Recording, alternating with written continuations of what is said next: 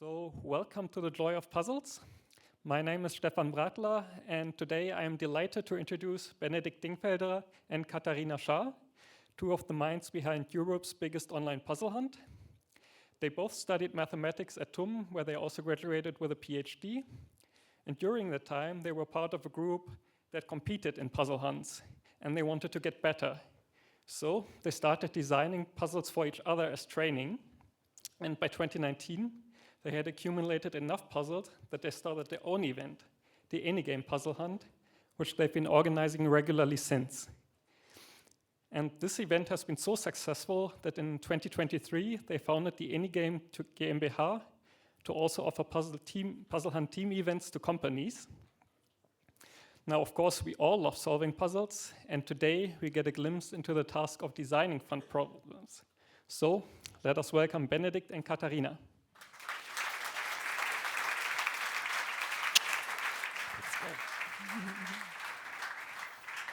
Yeah, thank you so much, Stefan, for the warm welcoming words. Allow us to start by making an assumption about you all. We assume that you are here in this talk and also at this big tech day because you want to learn something. You want to hear something that you've never heard before. And we assume that you're curious, that you're looking for inspiration, aha moments.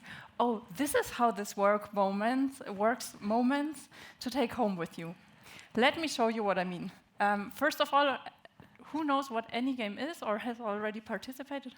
Quite a few, okay. For the rest of you, this is our mascot, the little robot Eni. She will guide you through today's talk, as she usually does, guide us through puzzles. And whenever you see her in her thinking pose, in front of this square or rectangle, you can get a chocolate by solving the puzzle that's about to be shown. So let's have a test run. Woo! Very good. Heard so it here first. I think so too, yes. So the correct answer is sunflower. And, okay, as soon as I showed the slides, all your brains started working. You wanted to solve the question mark. The question mark was bothering you. It was demanding an answer, and you were eager to give it. And humans crave these aha moments and crave to solve mysteries, to solve question marks, to give an answer to them. And in our talk, we will shed a light on this human drive to understand and solve problems. And first, Benedict will give a short introduction to the history and the science of puzzles. Exactly. So thank you very much, Katharina. Thank you very much for inviting us to this conference. I'm now very excited to take a deep dive with you into the wonderful world of puzzles. And let me first give a broad definition of what we mean by a puzzle. So a puzzle is a problem which is designed with intent. It has an initial state, which translates along a given rule set to a goal state. And of course, it should be solvable, and coming up with a solution should pose a significant cognitive challenge to all of us. So, and in enigame terms, this desired goal state is one or more words of the English language. And the initial state can take many, many different states. So, for example, it might be a crossword, but if you look closely, this is already filled in.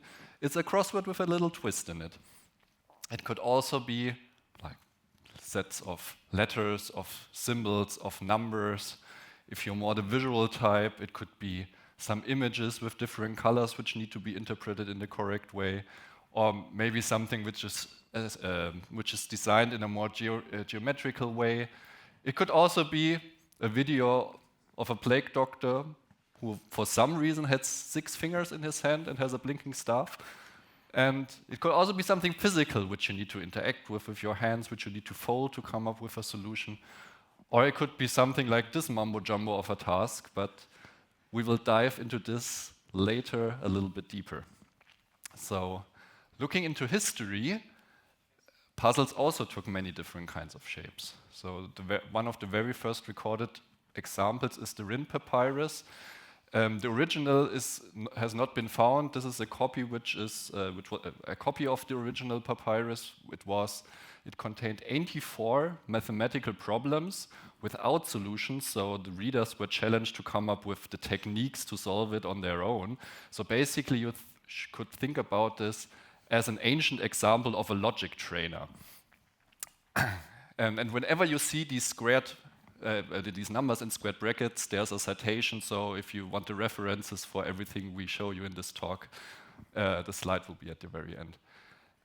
The second example I want to show you, and I assume most of you have heard about, is the riddle of the Sphinx. So it makes an appearance in Sophocles' tragedy Oedipus Rex, and it is this mythical beast which guards the entry to this Greek city of Thebes and poses a riddle to every traveler, and it goes like, what walks on 4 feet in the morning, 2 during the day, and 3 in the evening, and of course answer to this is a human. And Oedipus was the first one to answer this puzzle, and this took the thing so aback that she threw herself off a cliff in the end. Another ancient example is Archimedes' box, nowadays known as a tangram. The original one didn't have just 7 pieces like in this picture here, but it actually had 14 pieces, and it tasked the puzzle solvers to arrange these pieces into as many different shapes as possible. And when you have 14 pieces, computational geometry already tells us there are more than 17,000 different combinations of putting this thing together. Coming to more modern examples, an early example of a disentanglement puzzle is the Chinese 9-linked rings puzzle. Basically, you had to dismantle it in a way that this dagger-shaped structure is dislocated from the rings, and the correct solution, so the algorithm to solve this one, took 341 moves, so it's quite a difficult one for considering it's been created in the 18th century. And the origins of these kinds of puzzles in China even date back to the 4th century before Christ, where a philosopher was talking about jade gemstone rings which were locked but could be separated. But of course it had a little bit different looks like the one I show you here on the slides. Another more famous example is the jigsaw puzzle. Also, shout out to Chiara Dell'Antonio, who gave an awesome talk about how to speed solve these puzzles on last year's Big Tech Day. So, a small throwback to her. Jigsaw puzzles originated in London from a carpenter named John Spilsbury. They mounted maps on pieces of wood and cut these maps along the national borders, and these were basically an example of how to teach geography, how the different countries were located on a map. And the ones on cardboard, this took another 100 years until the late 1800s to appear. So also a long history in jigsaw puzzles. And the last ancient example I want to show you is a crossword puzzle. So the first appearance of the word crossword puzzle dates back to 1862, where in the newspaper Our Young Folks, such a puzzle was mentioned. And this shape we know of crossword puzzles nowadays took another 50 years, and it was Arthur Wynne, a journalist of Liverpool, who published it in the New York World in 1913, and this basically incorporated all the modern features of these types of puzzles we know nowadays. So now you might ask yourself, why are people so fascinated with puzzles that even the ancient recorded history examples date back roughly 4,000 years ago? And let's take a look into what science has to say about it. And at first I want to present you a meta-study. It spanned 130 different studies with roughly 2,000 participants, and they say puzzling is a whole brain activity. So every one of us has different centers in their brain which are task specialists, and when you attempt to solve a puzzle, these different centers get interconnected. They talk to each other, and different types of puzzles, activate different types of activity centers in your brain. So solving puzzles really gets all your cells in your brain to work actively. Another example what science shows us is that puzzling really makes you happy. So it's proven that when you have one of these aha moments Katharina mentioned in the introduction, then you get a dopamine rush, and not only that you feel happy, but also you are more creative afterwards. You really get into a drive. You want to solve more puzzles. You want to have more dopamine, and this is really awesome that it's proven that these things happen inside of us. And not only that, puzzling is also a healthy lifestyle. So it's proven that if you solve word puzzles or number puzzles on a regular basis, your cognitive abilities in your elderly age don't decline as fast, and also the risk of dementia is significantly reduced. So to summarize, it's a whole brain activity, it makes you happy, and it's healthy. And even you could make the argument that puzzles is what made us human after all, because we basically solve cognitive challenges all the time. We are tasked with abstraction, with pattern recognition, with all these things which appear in the real world, and this is really the essence of us humans, that we are naturally born problem solvers. And so given this natural setting we have, it's no wonder that people engage in puzzle solving as a sport. So allow me to introduce you to the wonderful world of puzzle hunts. And a puzzle hunt is something you could think of as a team marathon. So of course, the challenge is to finish as fast as possible, but also finishing a puzzle hunt itself is a reward, just like a marathon. Some people compete for being the fastest, some other just compete for solving it, for finishing it. And team sizes may vary with respect to the hunt. Some say limited to 5 people, some say limited to 10 people. Others have basically open-ended, have no team limits, so there are teams of up to 100 people, and as the rocket science talk we had in the very morning, you really have a huge group of people you need to manage for solving such a big puzzle hunt like the Olympics, this MIT Mystery Hunt, which is taking place in Cambridge in the USA on a yearly basis. So there are sequential hunts where there's only one puzzle open at a time, which you need to solve until you advance to the next one. There are parallel hunts where there are multiple puzzles open at the same time. So this, of course, emphasizes to have a larger team so you can parallelize your work. And there are different kinds of hint systems. There are different kinds of specialties in all these different kinds of hunts. And we as a team participated in quite a lot of those in Europe and also in the US. And speaking of team, we are a group of 5 people. You already know Katharina and myself, but there are also 3 more guys to it, Leo, Georg, and Tim. And we met each other at the Faculty of Mathematics. We attempted to solve these kinds of challenges as a group. We didn't come very far in the very beginning, but of course with every event we learned a little bit more, we grew more experienced, we advanced a little bit further until we eventually reached the point where we finished our very first hunt on our own, which was quite the achievement. But of course, we still wanted to get better. We have this competitive drive in us that we don't just want to succeed, we want to be the fastest. And so we started, to come up with our own problems. And eventually our training database grew so large that we said, well, why don't we just host an event of our own? And we actually did it, and we didn't know, maybe 5 people would show up. If we are lucky, 20 people would show up. And actually, as you can see in the pictures, we had roughly 250 participants on site in our very first event at the Technical University of Munich, where we prepared some online puzzles, some on-site puzzles, as you can see in the bottom row here of the images. We had a blacklight room where you had ciphers on the wall, where you needed to use the blacklight to decipher them. We had blinking boxes. We had stuff hidden all over the campus where the locations were deciphered in certain ways.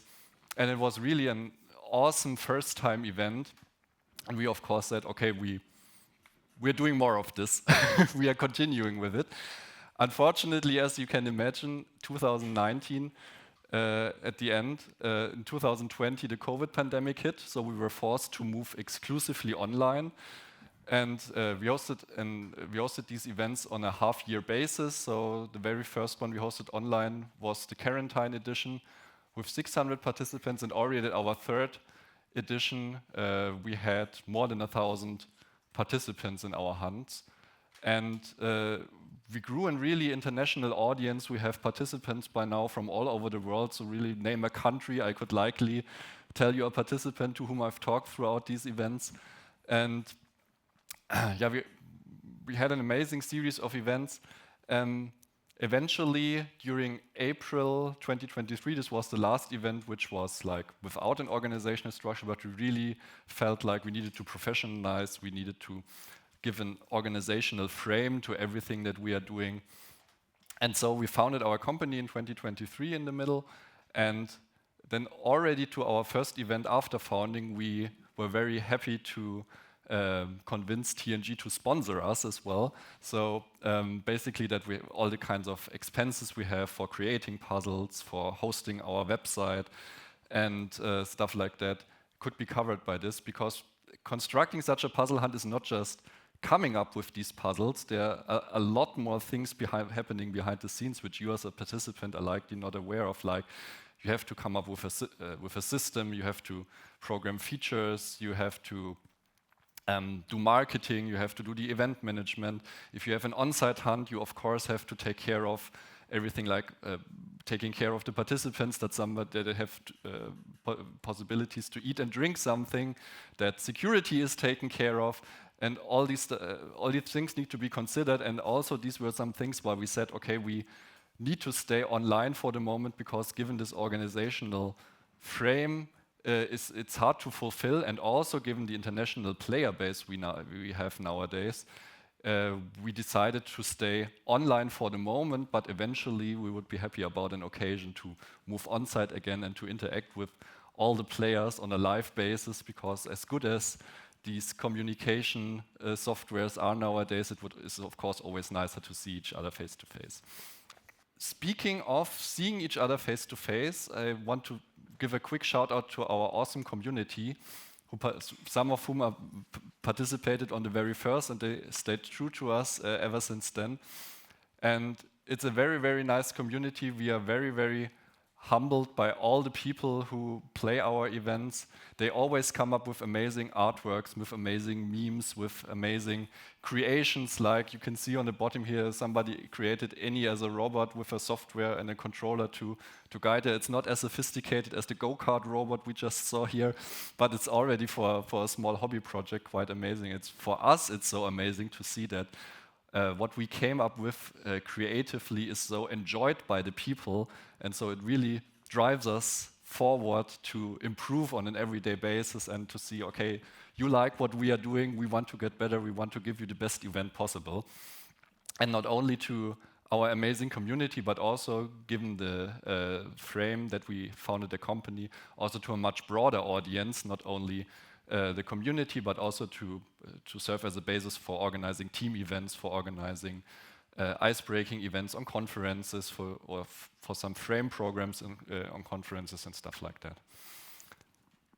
Okay, so now you have these events, but of course these events need to be filled with puzzles. And I want to give you a quick quote of Alex Rosenthal, who is the winner of the MIT Mystery Hunt, so the Olympics of puzzle hunts, back in 2016 and 18. And winners of this MIT Mystery Hunt always have the honor of creating the next MIT Mystery Hunt. And as he says, I want to quote, "I had solved plenty of puzzles, but constructing and solving are entirely different beasts." And this is really something true which has to be kept in mind, because a puzzle solver task, a puzzle poser's task is not only to come up with something, but to really find the fine line between something that is obvious and something that is solvable. And this is really a challenge which is quite hard, because this fine line, of course, strongly depends on the target audience you are facing. And in between, you, of course, want to have at least one of these aha moments to get the dopamine rush to come up with a satisfying conclusion. And to introduce you into how to make a puzzle, I want to give you an example.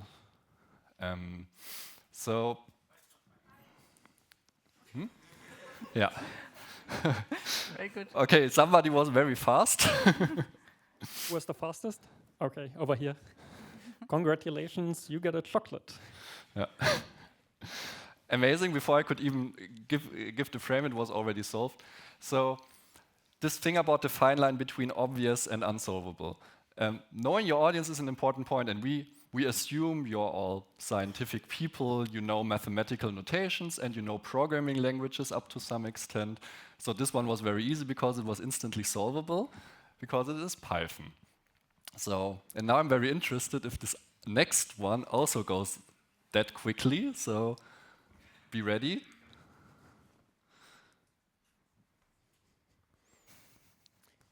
Raise your hand if you know the answer or think you have an idea. I see a hand over there. Is it plenty? Excuse me? Is it plenty? Plenty? Almost, yeah. You could. I would accept that as a solution. It's fine. All right. I would say congratulations. the solution to this that I would say is planet, because of course you have to identify what the object on the left-hand side is, and the object on the left-hand side is called a plane, which is used in carpentry to smoothen the wood. And if I now post this puzzle, not on an IT conference, but on a conference for carpenters, I would say that this one would be a lot faster than the other one in the solving process. That's about knowing your audience. Know who you are posing a puzzle to. Going a little bit deeper into the intricacies of puzzle design, I already pointed out this mumbo jumbo of a puzzle on the right-hand side, and I want to dive very deep with you into this puzzle. It was the very final challenge of our 10th enigame, and the puzzle was called Shostakovich 11. And to give you a brief structural overview, okay, the first thing you realize when you're posed with such a huge task, you always try to look for structure within the task. And what you can see, you have different kinds of titles, which are called exposition, development, recapitulation. And if you now recall your music theory, you realize, okay, this is from the sonata form for symphonies. And of course, first comes the exposition, then the development, and then the recapitulation. So you already have an internal structure here where you say, okay, I will first focus on the exposition part, and then I will see what I come up with later. So let's take a look at exposition. What you have here is a matrix of small audio snippets, each 5 seconds long. And if you listen to each of these snippets, some classical music is playing. And what you realize, with respect to the title, all these snippets are from Shostakovich's 11th Symphony. And what you will realize eventually as well is that some of these snippets fit together. So if you can play some of these one after another and they fit perfectly together. So you can build chains of music and you will realize, well, these chains of audio snippets are from the 4 movements of your symphony. So you basically end up with 4 groups of audio snippets, which you order row and then column, and then row and then column wise, and you get very long numbers for each of these 4 movements. That's the first step of the puzzle, converting music to a row of numbers. Then we move on to the development stage, and I already told you, well, you have 4 movements in your puzzle and in your audio. And what you realize when you take a little bit more deeper dive into the 11th Symphony of Shostakovich, you realize, okay, all of these movements have a subtitle. One is called the Palace Square, the other is called the 9th of January, one is called Memory Eternal, and the last one is called Toxin, which is basically another word for bells, more or less. And then you look on the left-hand side, you have 4 puzzles here. And each of these 4 puzzles relate to the names of the movements. Namely, on the top left side, you have something which resembles a calendar, fits to 9th of January. On the top right side, you have again audio snippets where bells are ringing. So this relates to toxin. On the bottom right, you have a graveyard. So graveyard relates to memory eternal. And on the bottom left side, you need to take a little bit more of a deep dive. Namely, you will realize, well, this is the Palace Square in St. Petersburg, where the actions of the symphony take place, because it's the revolution against the Tsarist regime in 1905, and it basically took place on exactly this square. So you can directly relate this image to this Palace Square. Okay, then you need to do a little bit of technical work with all these different kinds of parts and combine these numbers you have. I won't dive into the details of that, but you will end up with 4 phrases. One is London Dippy, Las Vegas, Arsène Lupin, and Tony Manero. And by this, you have happily solved the second part of the puzzle. Moving on to the recapitulation. And recapitulation is from the presentation very easy. It says, okay, you have your 4 movements, you have your 4 intermediate results. These are connected by the music, namely the Symphony number 11, the year 1905. And then when you look into these phrases you've extracted, you will realize, well, Arsène Lupin was first published in 1905. There's a dinosaur skeleton, which is called Dippy, which was displayed in London in 1905. Tony Manero was born in 1905, and Las Vegas was founded in 1905.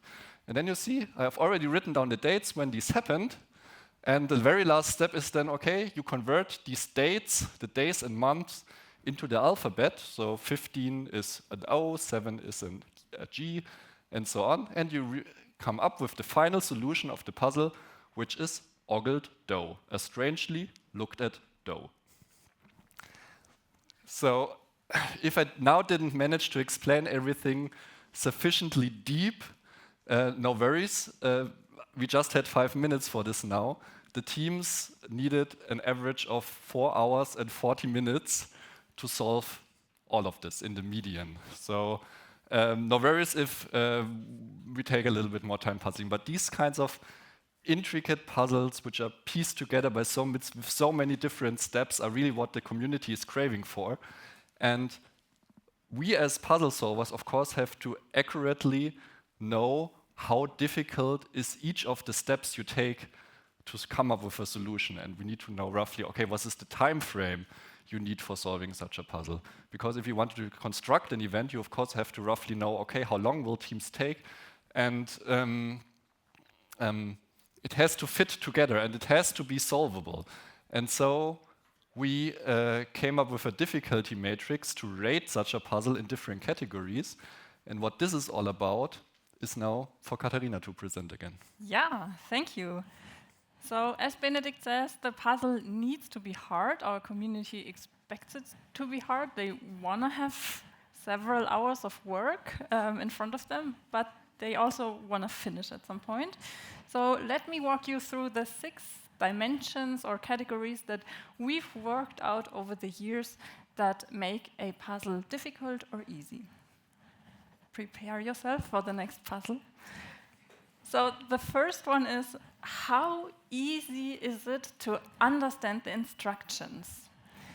So this puzzle is called alphabetized, and maybe even if you don't know the answer yet, someone knows what to do. Exactly. So I repeat that for everyone. So you replace the number by letters from the alphabet. So the 16th letter of the alphabet is a P, and the next one, first letter of the alphabet is an A, and so on and so forth. Answer, patience. So the title already tells you what to do. So we consider this to be relatively easy. We have just seen the other end of the scale here, so that would be considered very difficult. It doesn't have a clear instruction. You need to work it out yourself. You need to, virtually work your way through it step by step and find the instructions hidden in structure or, All right, next category, robustness, we call it. So the question here is given that you understand the instructions and understand what you need to do, how easy is it to actually do it? Any ideas for this one? Oh, and I can read out if it's too small. It says in the first picture, dance to the beat, then grooves so sweet, hands and feet, moves to read. Yeah. Exactly. And how did you do it?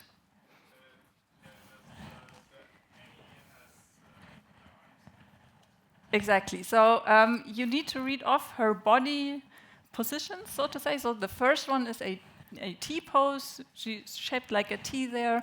Here she's shaped like an I, and so on. And we consider this relatively easy again, because once you know what to do, yeah, you can just read off the letters.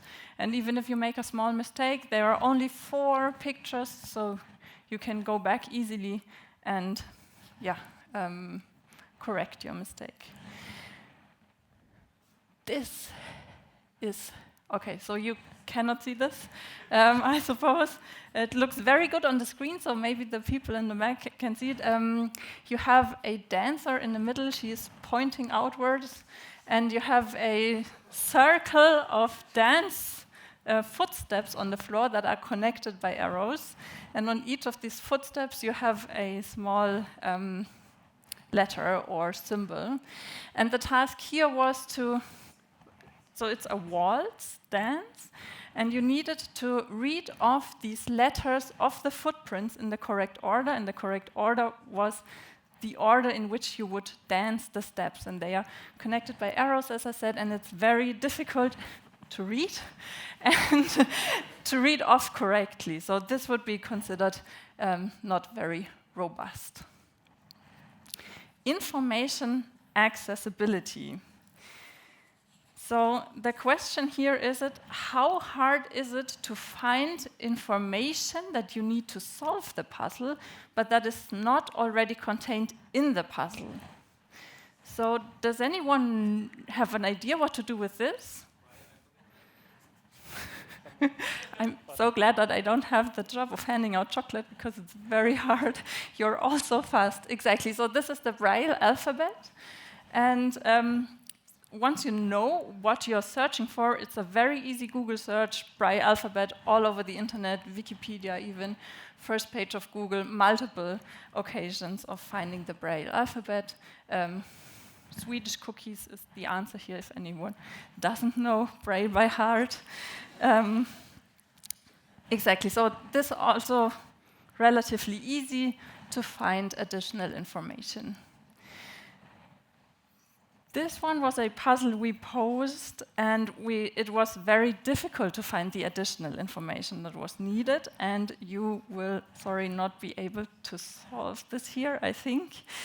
So the title here is, it was a dark and stormy night, and it refers to the Bulwer Lytton Fiction Contest. It's an annually contest that awards the worst opening sentence of novels. So, kind of tongue-in-cheek contest. And you, in this puzzle, you were supposed to find the winners of the respective, for the respective dates, and then puzzle that together. But the trouble is, if you Google "it was a dark and stormy night," you will not find this contest. You will get derailed by Snoopy, which is the first thing that comes up because there was a comic strip named like this.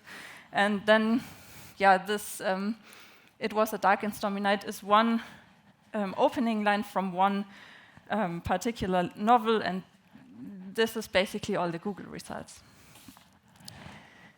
Next one, knowledge and skill.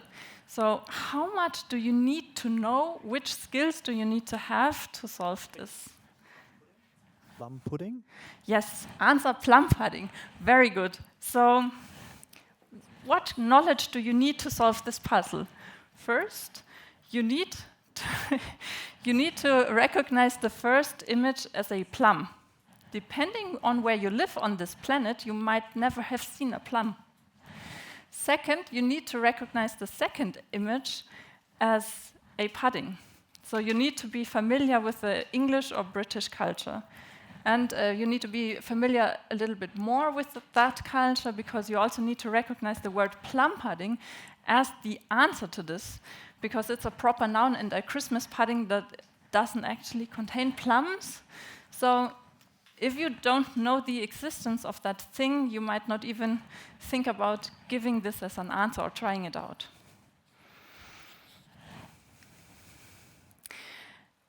This might even get more technical. So here we have a puzzle, and I'm gonna zoom in the middle.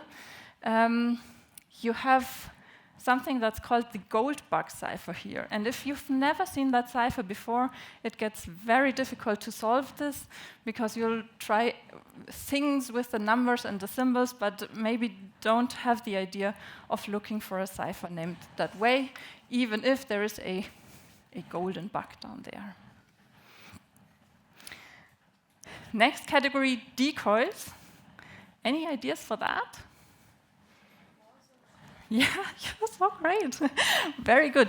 This is Morse code for await. So Morse code is a code that consists of long and short symbols, a series of long and short symbols, each letter. And yeah, even though it's depicted as apples and bananas here, you immediately knew what to do.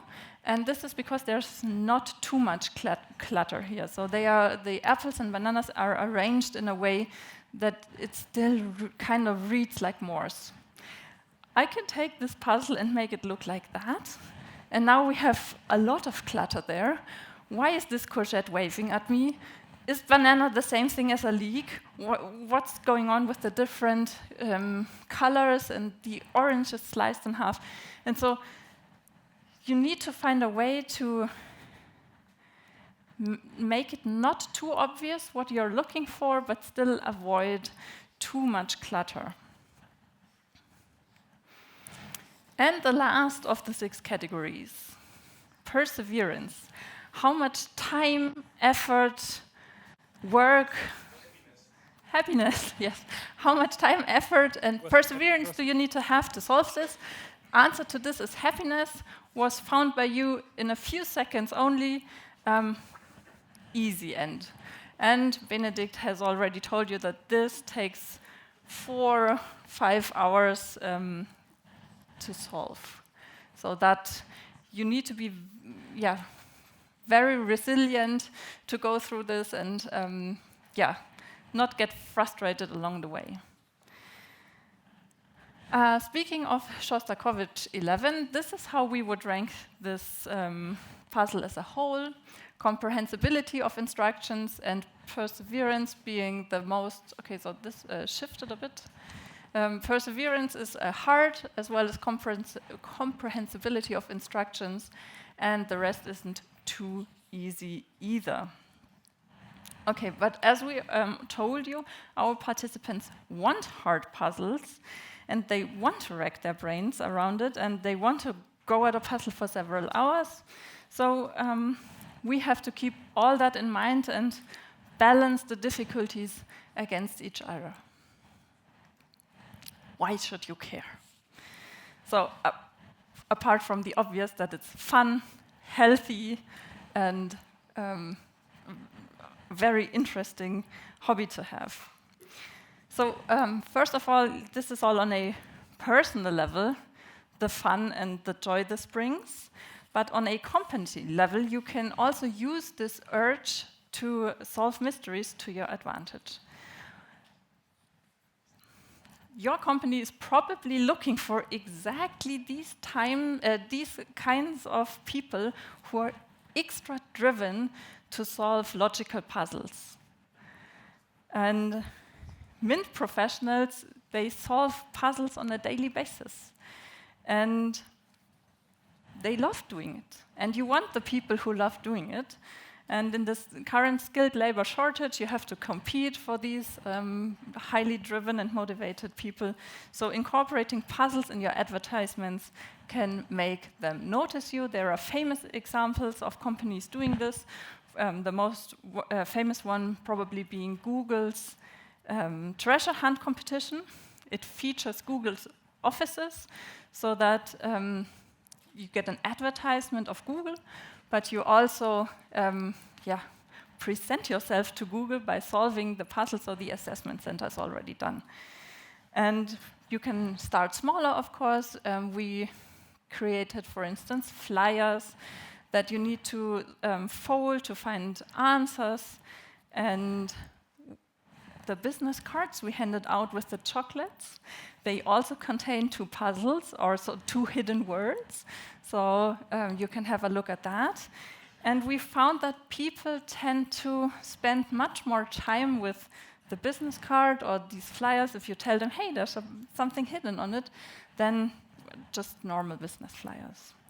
And once you have the professionals in your company, you can strengthen their engagement by having team building that is tailored to them. And maybe host a puzzle hunt of your own. So we've had great feedback from companies who did this. And there are also very many variants in how to do this. So you can lock away your team for a whole weekend, of course. But you can start smaller. You can have just have an icebreaker to do something while you're having dinner, or the range is really wide there. The teams will practice teamwork while doing so. So they have to interact with each other. They cannot solve the puzzles on their own. And they'll have a lot of fun while doing so. And if you haven't received a chocolate yet and a business card, tonight you'll get another chance to do so. You can try out one of our icebreakers or / conversation starters at dinner. And if you solve the whole thing, come find us, and we have plenty of chocolates with us. And we'd be very happy to see you there. And now we'd be very happy to take questions.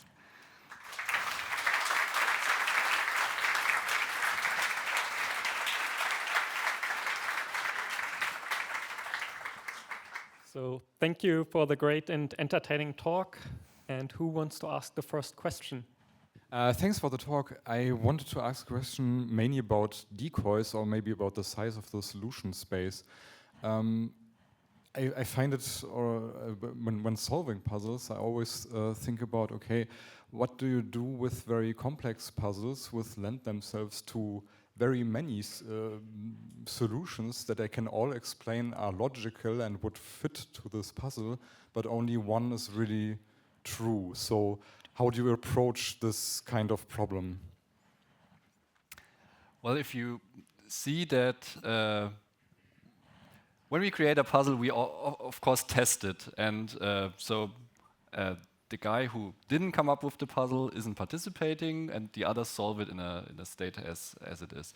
And we of course realized during testing these that we might end up going down a rabbit hole one way or the other, which isn't intended. So we have to rework the presentation of the puzzle. We have to rework the kind of clues we are giving, we are laying out, and so basically make sure that the breadcrumbs the puzzle is leading you to is the way the puzzle poser intended you. And so basically it's a question of representation of the puzzle, and that you present it in a way that you prevent people from going down roads you don't want them to take.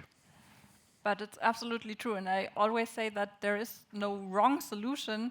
It's just not the one we were looking for. Exactly. Yeah, but this happens, yeah. Thank you for your presentation. In the very beginning, you hinted that, or said that you are aiming for English language. Do you also, I mean, you are living in Germany, so German would probably be a good idea. Do you also do this for German language now, or why was this English specifically targeted? Well, first of all, the hunts we participated in were in English, so we basically tried to come up with English puzzles to simulate it in exactly like we were facing it afterwards. But of course, you could come up with German puzzles as well. So basically, it's just a matter of definition what your solution space is. And some puzzles allow you as a puzzle poser to easily translate them from English to German, but sometimes you need to come up with completely new ideas because something is just working in the intended language. But of course, solution space could also be German. Some are flexible, others are specifically designed. The icebreaker tonight is in English as well, because this is a very international event, but we have this one also in German, for instance, if you... Exactly. Yes, thank you very much for the very nice presentation. At one point, you hinted towards different hint systems. Did you experiment with those, and what were your experiences there? Yes. So hunts usually have two major types of hint systems. One is you get a hint automatically provided by the system after a given point in time you spend for the puzzle. Other hint systems are you have a couple of tokens, and with a token you can request a hint for, and you describe the stage you're currently at, and then the author team of the puzzle provides you with a tailored hint. We experienced that it's more fair for participants, particularly considering this competitive time constraint, that everybody gets the exact same hints. So we in Enigame, we stick with the time-driven style.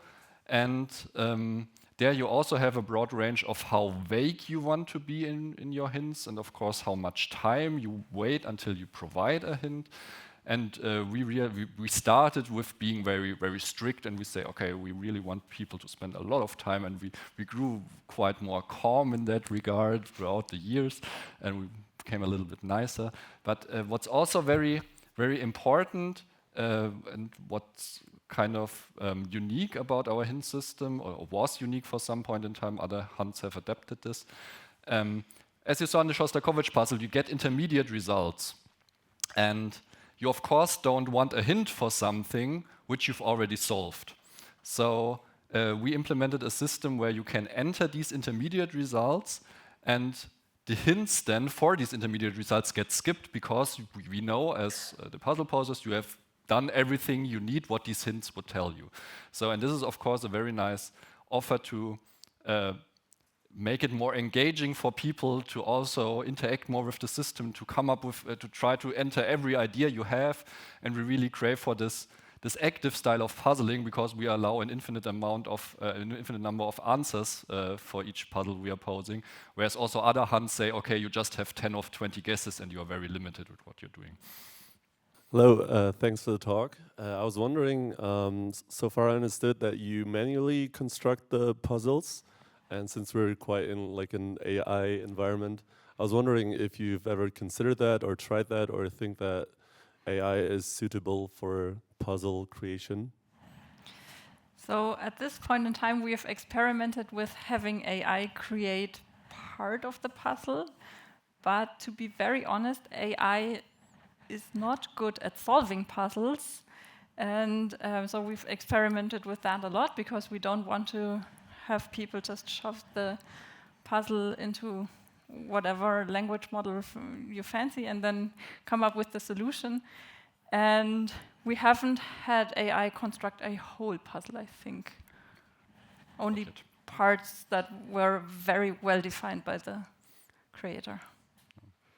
Basically, you as a puzzle creator, you lay out the frame for the puzzle, and individual parts could be enriched. For example, if you're not the artistic type of person, you could ask, for example, an AI to generate an image of a dog sitting next to a sunflower with 3 stars in the sky, because you just need some kind of visual image for what you want to do as a puzzle poser, and that's what's an example for what we've used it already. Absolutely, yeah. Hi, well, thanks for the talk. I have a small question about the creative process. For example, for this giant puzzle with the music, how does that go? Do you first, are you listening to music and the idea comes to you? Do you start somewhere and then let it develop? Do you have the ending as an idea and then reverse engineer it, or? Well, the Shostakovich one is actually one, because I'm a huge nerd for Shostakovich, and I really wanted to pose a puzzle for the 11th Symphony, because it's my favorite one. And so basically I had this idea, I want to construct a puzzle with this music. It took me 3 years to come up with all the different kinds of pieces you need for this puzzle, that everything is interlocked nicely and you can walk you have a clear way of walking through it that you are, which is still very challenging as we could see, but it's still solvable. So this fine line between unsolvable and obvious was really something I struggled quite a lot with, and basically music gave the initial kickoff, and and this historical setting of the symphony, what it deals with on a thematic level, this basically was the frame for creating it, and it was just like, tailoring every piece you have here to appear in a puzzle. Do you have any special technique when creating puzzle that helps you avoid doing errors you overlook because you're the creator, and for the participants it breaks the whole puzzle when you have errors in it? Extensive testing by the team, I'd say. So, of course, as you gain more and more experience, you get better at this and you get a feeling for what works and what doesn't. But it happens that you are very happy with your puzzle, give it to the team, and later you can trash it because that didn't work at all. And so, we have a very strict quality assurance process, and that helps.